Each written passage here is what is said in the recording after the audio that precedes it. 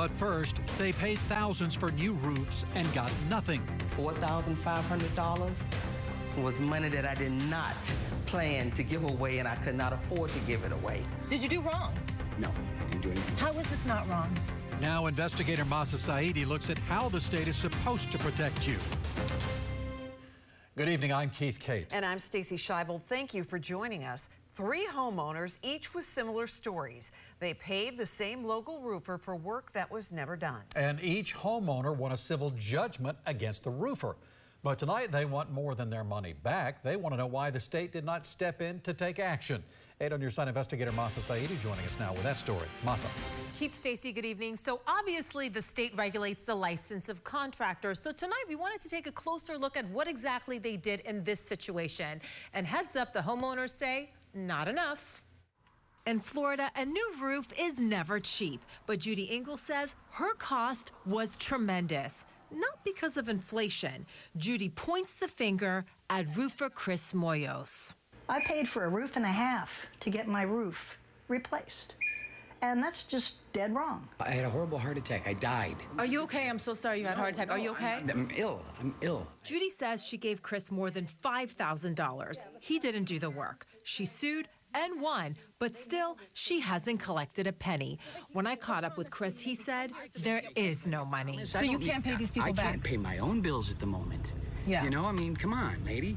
The system passes the buck. You call one agency, they tell you call another. Who regulates contractors? It's the Florida Department of Business and Professional Regulation, or DBPR. Secretary Melanie Griffin oversees 1.7 million licensees. In January, Judy filed a complaint with DBPR. When I contacted them, a spokeswoman told me, quote, there are no publicly available investigations against Christopher Moyos at this time. Matter of fact, I just got a letter from the DBPR finding me harmless from Judith Engel. No kidding. I can show that to you. We already had it, and that's not quite what it says.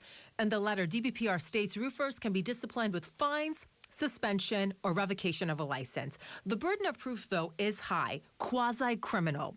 The agency tells Judy after a careful review, her case is closed, but that doesn't mean, quote, your complaint is not valid. They urge her to consult an attorney. I'm hurt by it, you know, angry. Very, very angry that he took my money. Months after Judy, another customer, Janice Smith, paid Chris to replace her roof. Right now, in total, there are 3 civil judgments against him. All 3 women claim the state is not doing enough to protect them or you. I got the DPR involved, and they're very slow at it. Something needs to be done. And DBPR tells me that complaints are always confidential. The only exception is if the investigation results in something called a probable cause finding by a probable cause panel. We ask, what's that? How does it work? How often does it happen?